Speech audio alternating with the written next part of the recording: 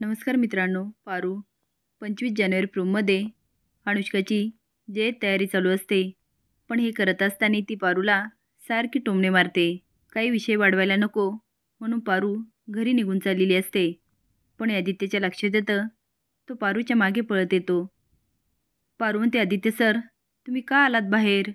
अहो अनुष्का मॅडम तिथे dress choice करतायत. त्यांना जर कळलं ना, त्या लय गोंधळ घालतील. आदित्य म्हणतो, पारू मला काही फरक पडत नाही. पारू म्हणते, आदित्य सर पण मला पडतोय. मला आता कुठल्याही प्रकारचा गोंधळ नको.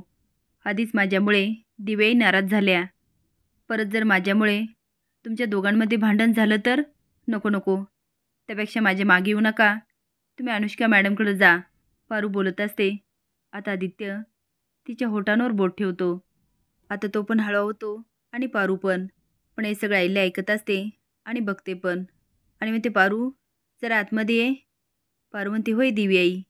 आईला पारूकडे जाते आणि म्हणते, पारू मला एक सांग, असं काहीतरी चालू आहे जे मला दिसत नाही आहे.